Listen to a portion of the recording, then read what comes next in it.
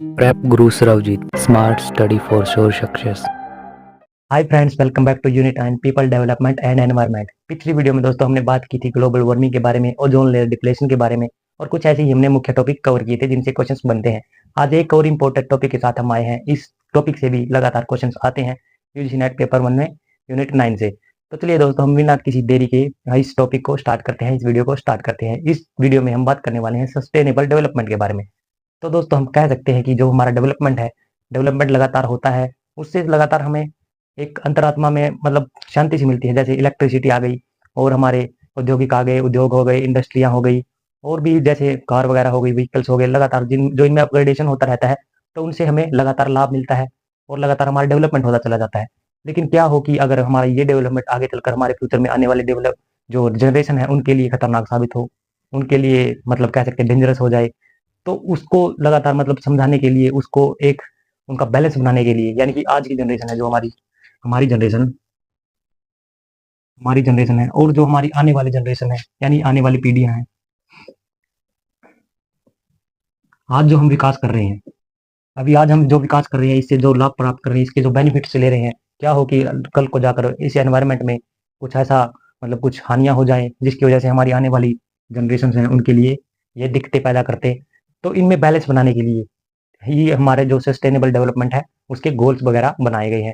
तो हम कह सकते हैं कि जैसे इसका एक एग्जांपल भी ले सकते हैं। जैसे आज के टाइम में हम ग्राउंड वाटर ज़्यादा यूज कर लें, तो आने वाली जो पीढ़ियां होंगी, आने वाली जो जनरेशन होंगी, उनके लिए वाटर क्राइसिस आ सकता है। ऐसे ही अगर हम आज के टाइम में जैसे हम कोयला ज़्यादा यूज कर लें, हम जैसे सोलर एनर्जी वगैरह जो हमारी रिन्यूएबल जो हमारी एनर्जी होती है उनका यूज ज़्यादा ना करें, तो उनसे भी हमें दिक्कतें पैदा होगी हमारी आने वाली जनरेशन के लिए। आगे जाकर उन्हें ऊर्जा से संबंधित, जो हमारी एनर्जी से संबंधित भी दिक्कतें आ सकती हैं। तो इन्हीं को जो बैलेंस बनाने के लिए हमारी आज की जनरेशन है उसको भी लगातार मतलब बेनिफिट मिलता रहे और आने वाली जो हमारी जनरेशन है उनको भी लगातार बेनिफिट मिले, उसके लिए हमारे सस्टेनेबल डेवलपमेंट गोल्स वगैरह बनाए गए हैं। इसे ही हम इनके बीच में तालमेल बिठाने के लिए ही सतत विकास यानी कि सस्टेनेबल डेवलपमेंट बनाया गया है।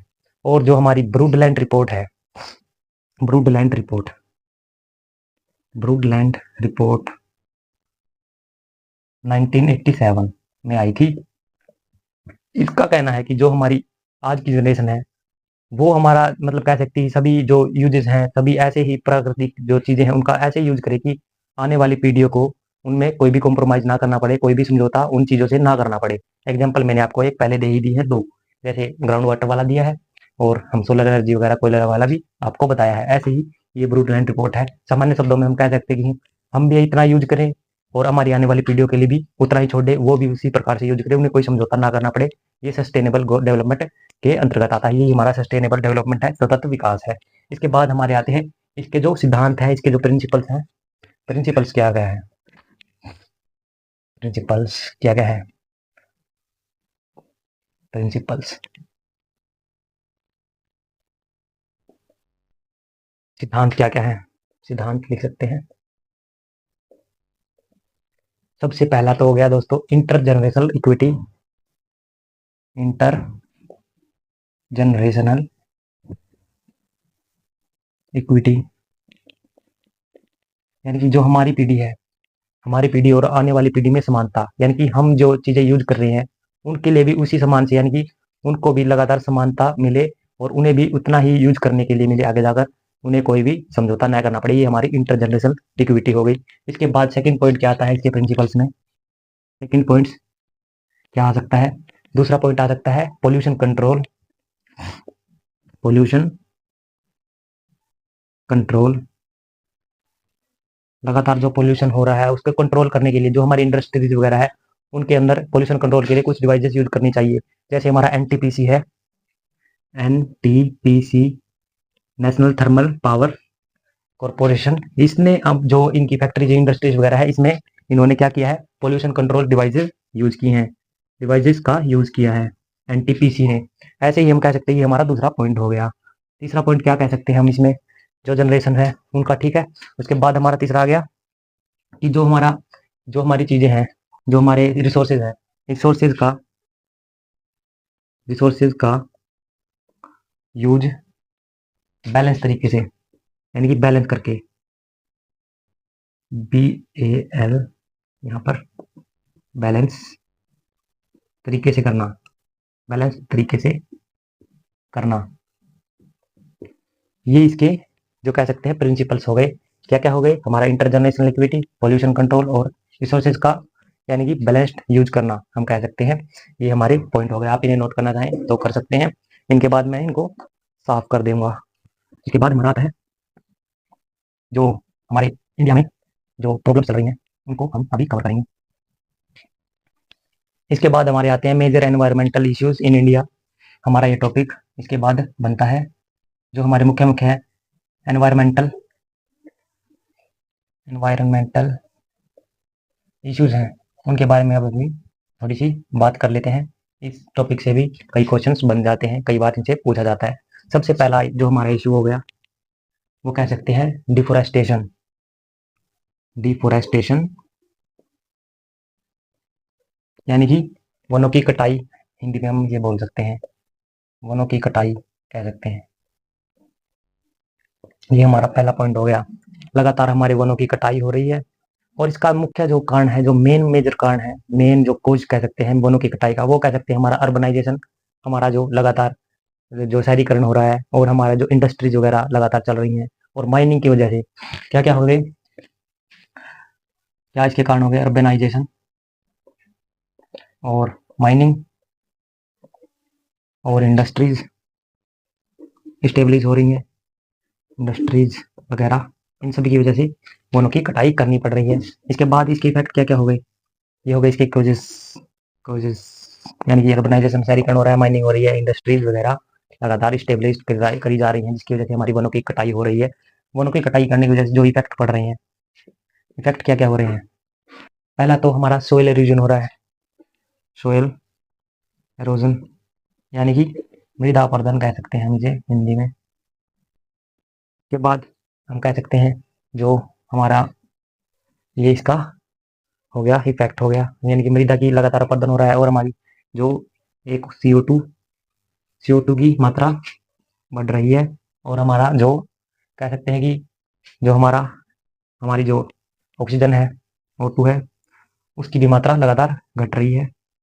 ये इसके कारण हो गए। और जो हमारा ये वनों की कटाई की वजह से हमारा लगातार क्लाइमेट चेंज भी हो रहा है, ये हमारा इसका एक पॉइंट बन गया। ये पहला पॉइंट हो गया। इसके बाद हम इसे साफ कर लेते हैं, साफ कर लेते हैं इसे। इसके बाद हमारा दूसरा पॉइंट आएगा। पहला पॉइंट था हमारा वनों की कटाई, डिफोरेस्टेशन, और दूसरा हमारा पॉइंट हो गया, दूसरा पॉइंट हो गया हमारा एयर पोल्यूशन।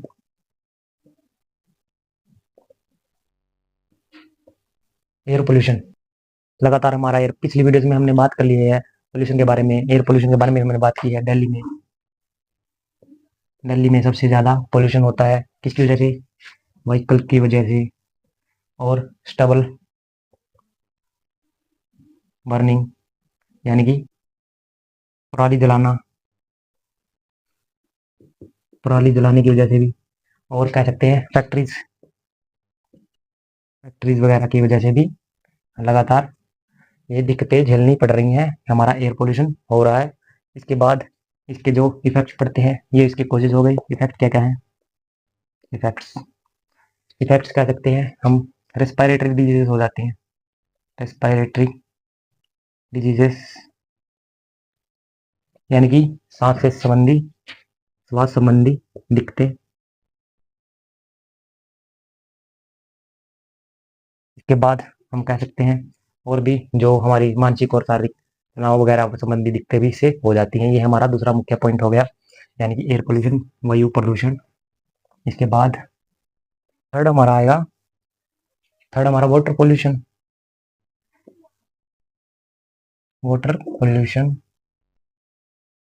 वाटर पोल्यूशन में हम एक एग्जांपल ले सकते हैं, जैसे हमारी यमुना और गंगा रिवर्स हैं। हमारी यमुना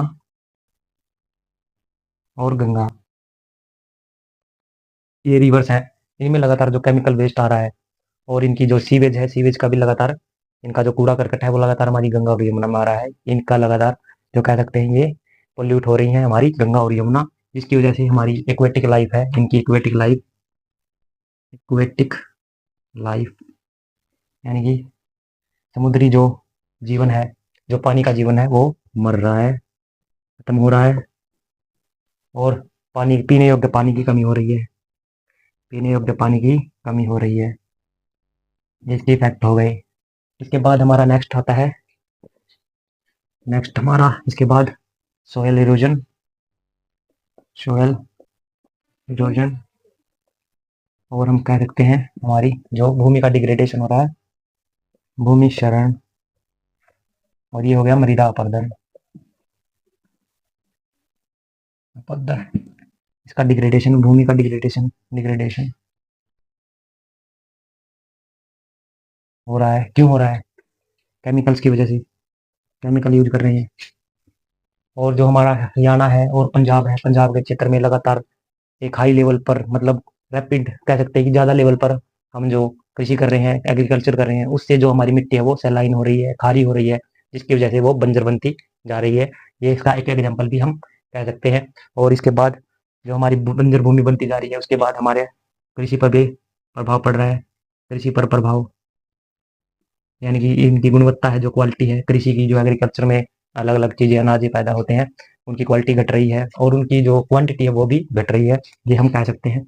इसके बाद हमारा आता है नेक्स्ट, नेक्स्ट आएगा solid waste management, solid waste management, यानी कि जो हम जो वेस्ट हमारा मतलब एकदम से हम उसे मतलब खत्म नहीं कर सकते, जो सॉलिड होता है, जैसे प्लास्टिक,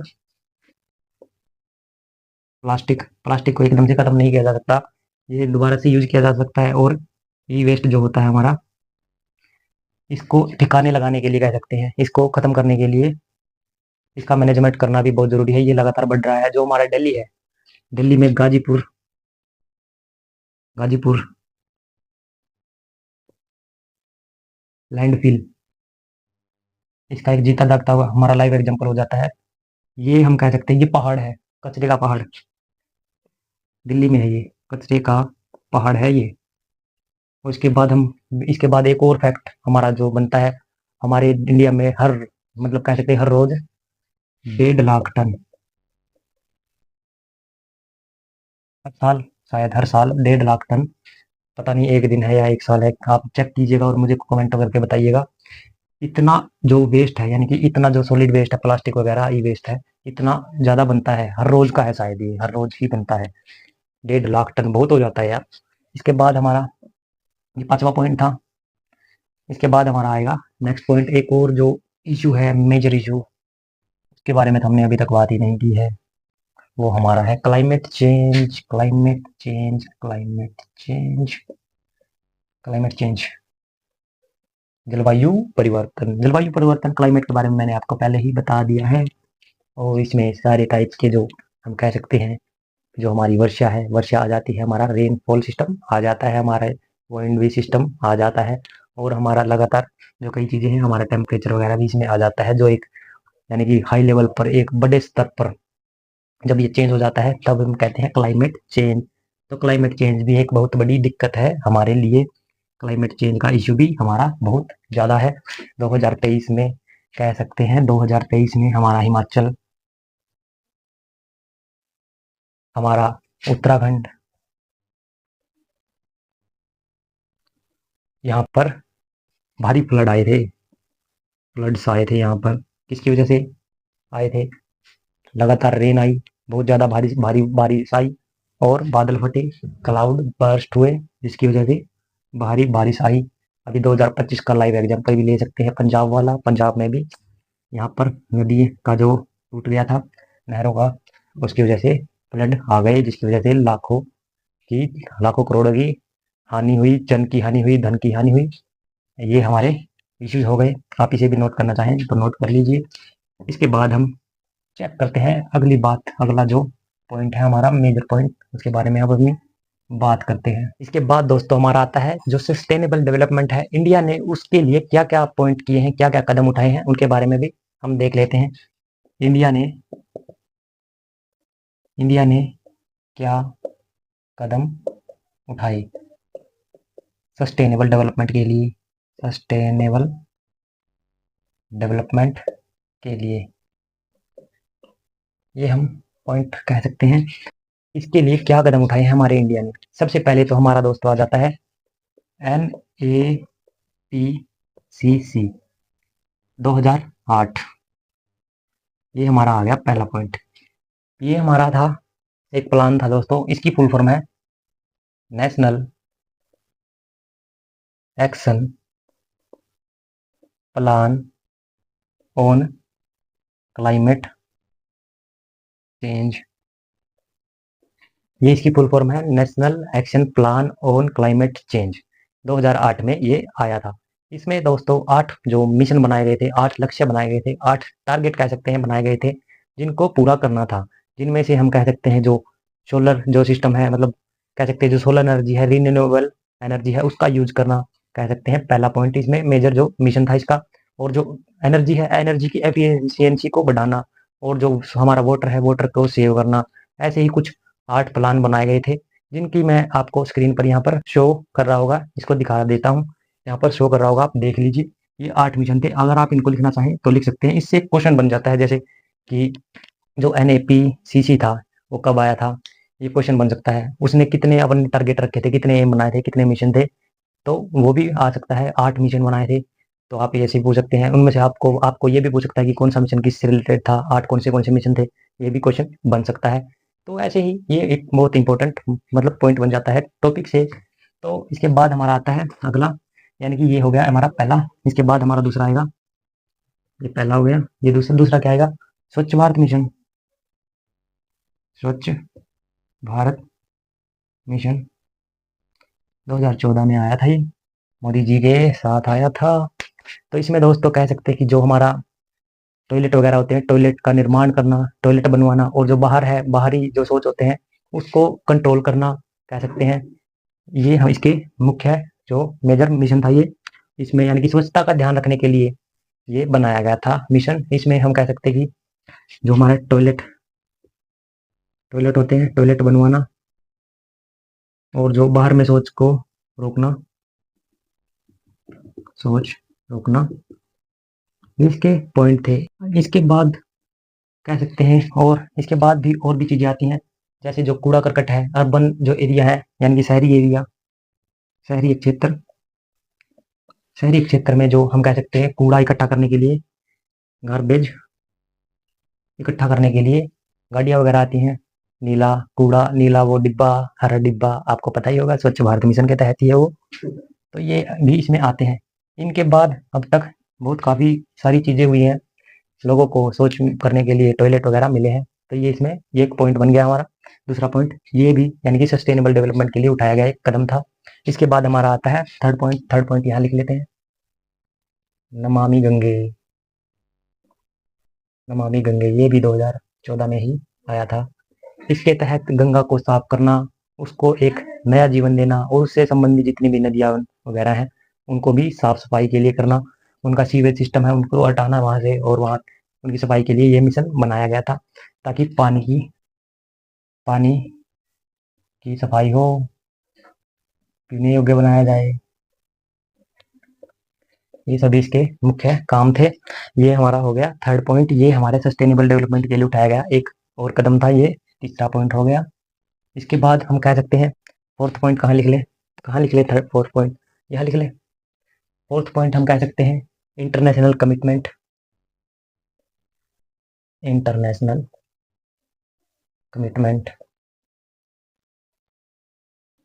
मैंने आपको पिछली वीडियो में बताया था 2015 में पेरिस, जो पेरिस में हुई थी एक संधि हुई थी, पेरिस में, पेरिस संधि समझौता जो भी था 2015 में हुआ था, उसमें इंटरनेशनल कमिटमेंट हुई थी कि सभी जो एनवायरनमेंट के लिए अपने काम करेंगे। तो इसके अंतर्गत दोस्तों हम कह सकते हैं कि जो हमारा भारत था, भारत ने 2070 तक, कहाँ तक, 2070 तक नेट जीरो इमिशन का जो प्लान बनाया है, अपना मिशन बनाया है। नेट कहाँ लिख लें, यहाँ लिख लें, तो ये हो गया यहाँ से नेट जीरो एमिशन, यानी कि जितनी कार्बन हम यूज करेंगे उतना ही हम उसको खत्म करने के लिए प्रयास करेंगे, एनवायरनमेंट के थ्रू और हमारी टेक्नोलॉजी के थ्रू। ये नेट जीरो एमिशन हो गया। इससे भी क्वेश्चन बन जाते हैं, जैसे हम कह सकते हैं कि जो हमारा पेरिस शांति सम्मेलन था उसमें भारत ने कमिटमेंट की, कब तक वो नेट जीरो एमिशन पूरा कर लेगा 2070 तक। नेट जीरो एमिशन क्या है ये भी पूछ सकते हैं। इनको आप नोट कर लीजिए। ये हमारा हो गया एक और पॉइंट। ये हमारे कुछ पॉइंट्स बन जाते हैं, इसको साफ कर लेंगे फिर। इसके बाद एक और पॉइंट बन जाता है। इसके बाद एक और पॉइंट बना सकते हैं हम एफोरेस्टेशन का। एफोरेस्टेशन एफोरेस्टेशन का एक पॉइंट बन जाता है वनीकरण, यानी कि वनों को लगाना। जैसे चिपको आंदोलन था, चिपको आंदोलन की लेगेसी बनी हुई है, ऐसे ही कुछ मतलब मिशन चलाना चाहिए एफोरेस्टेशन के लिए, तो हम ये कह सकते हैं। इसके बाद हम इसे साफ कर लेते हैं। ये हो गए हमारे कुछ पॉइंट्स।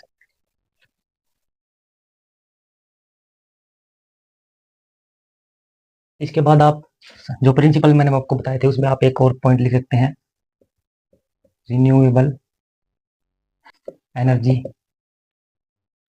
का यूज। ये पॉइंट आप अगर लिखना चाहें तो लिख सकते हैं। इसमें हमारी सोलर एनर्जी, हमारी वाइंड वाली एनर्जी, ये सभी आ जाते हैं। बायो वाली एनर्जी, बायोगैस, हाइड्रो पावर, ये सभी एनर्जीज हमारी आ जाती हैं। इनका यूज करके भी हम अपना जो एनवायरनमेंट को ठीक रख सकते हैं। सीएनजी वगैरह को यूज करके ऐसे सभी हमारी जो पॉइंट बन जाते हैं। तो दोस्तों ये था हमारा आज का पॉइंट। आज की वीडियो में हम कह सकते हैं इतना ही। नेक्स्ट वीडियो में हम करेंगे एक और मुख्य टॉपिक, डिजास्टर मैनेजमेंट। तो अगर आपको वीडियो हेल्पफुल लगी हो तो वीडियो को लाइक, शेयर और सब्सक्राइब जरूर करें। All the best for your preparation. Thank you दोस्तों। Prep guru Sarvajeet, smart study for sure success.